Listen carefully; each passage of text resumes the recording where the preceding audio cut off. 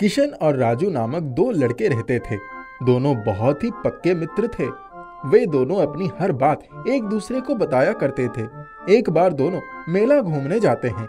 मेले में किशन को एक लड़की दिखाई देती है। वो बहुत सुंदर और प्यारी लड़की थी।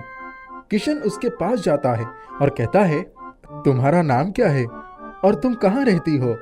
मेरा नाम शिल्पा है और मैं पास के गांव में रहती हूँ। लेकिन तुम मुझसे ये क्यों पूछ रहे हो? तुम मुझे बहुत अच्छी लगती हो। मैं तुम्हारे घर जाकर तुम्हारे पिता से तुम्हारा हाथ मांगना चाहता हूँ। लेकिन मेरे माता पिता तो नहीं हैं। क्यों? तुम्हारे माता पिता कहाँ हैं? मेरे माता पिता की मेरे बचपन में ही मृत्यु हो गई थी, इसीलिए मैं अनाथ आश्रम में रहती हूँ। मुझे ये सुनकर दुख हुआ, लेकिन इस चीज से मुझे कोई फर्क नहीं पड़ता। मैं अब भी तुमसे शादी करना चाहता हूँ। किशन शिल्पा को शादी का प्रस्ताव देता है। शिल्पा शादी के प्रस्ताव को स्वीकार कर लेती है और अगले हफ्ते किशन और शिल्पा की शादी हो जाती है। किशन अपने दोस्त राजू के साथ शादी की तैयारियों में जुट जाता है। शादी को अब एक ही दिन बचता है। किशन राजू से कहता है, राजू तुम तैयारियां करो, मैं बाजार से कुछ सामान लेकर आता हूँ। किशन बाजार जाता है। रास्ते में कोई किशन का खून करके भाग जाता है। गांव वाले खूनी का पता लगाने के लिए चिरंजीवी के पास जाते हैं और खूनी का पता लगाने का आग्रह करते हैं। चिरंजीवी घटना स्थल पर पहुंचते हैं। क्या यहाँ किसी ने भी खून होते नहीं देखा? साहब, हमने किसी को नहीं देखा। हमारे यहाँ पहुँचने से पहले ही खूनी भाग चुका था। चिरंजीवी लाश की जांच करते हैं और देखते हैं कि खूनी ने कोई सबूत छोड़ा है या नहीं।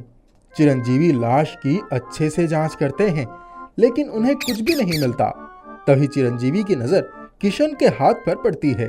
उसके हाथ में एक काले रंग का फटा हुआ टुकड़ा रहता है। चिरंजीवी उस कपड़े को अपने पास रख लेते हैं। मुझे पूरा यकीन है कि यह कपड़े का टुकड़ा खूनी का ही होगा।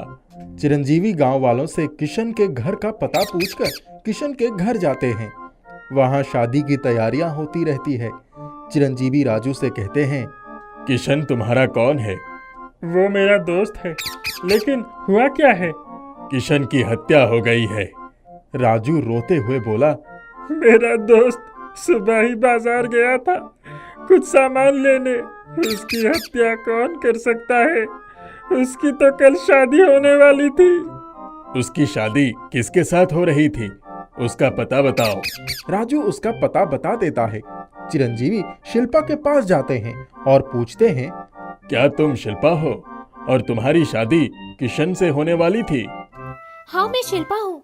कल किशन और मेरी शादी है। अब ये शादी नहीं हो सकती क्योंकि किशन की हत्या हो गई है। यह सुनते ही शिल्पा बेहोश हो जाती है। चिरंजीवी पानी मंगवाकर शिल्पा के मुंह में डालते हैं। शिल्पा को होश आता है। होश आते ही शिल्पा रोने लगती है। मुझे ये बताओ कि किशन जब आखिरी बार तुमसे मिला था, क्या वो परेशान लग रहा था? जब से हमारी शादी की बात हुई थी, तब से हम दोनों बहुत खुश थे और रोज मिला करते थे। कल आखिरी बार शाम को हम लोग मिले थे और उसने मुझसे कहा कि मेरी जिंदगी में अब तक एक ही व्यक्ति था, राजू, जिससे मैं अपने सारे राज बताता था। लेकिन अब तुम भी आ गई हो। जब से तुम आई हो, पता नहीं तब से राजू को क्या हुआ है। वह मुझसे बहुत अजीब सी बातें करने लगा है। मगर कोई बात नहीं, तुम आ जाओगी तो सब ठीक हो जाएगा। इतना कहकर किशन चला गया। चिरंजीवी शिल्पा से सारी जानकारी लेकर एक पेड़ के नीचे बैठ जाते हैं और सोचने लगते हैं। एक बात समझ में नहीं आया, राजू शिल्पा के आने के बाद किशन से अजीब अजीब बातें क्यों करने लगा था, जबकि वो उसका बचपन का दोस्त था। मुझे पूरी तरह तो नहीं, मगर थोड़ा शक उस पर जरूर हो रहा है। किशन की लाश के पास जो काले रंग का कपड़े का टुकड़ा मिला था, वो कपड़े का टुकड़ा जरूर कातिल का ही होगा। मगर मैं जब राजू के घर गया था उससे पूछताछ करने के लिए, राजू सफेद कुर्ता पहना था, काला नहीं। कुछ ना कुछ तो ऐसा है जो छूट रहा है।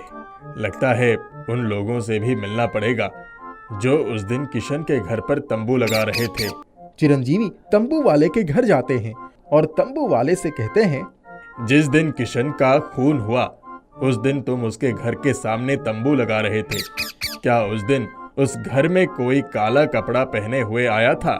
हाँ जी, उस दिन राजू भैया काला कुर्ता पहने थे और मैंने उन्हें बाहर जाते हुए देखा था। फिर थोड़ी देर के बाद वो आए और काला कुर्ता उतार कर सफेद कुर्ता पहन लिए। चिरंजीवी का शक यकीन में बदल गया था कि खूनी और कोई नहीं बल्कि राजू ही है। चिरंजीवी फौरन राजू के घर जाते हैं। बताओ, अपने दोस्त किशन का क्यों खून किया?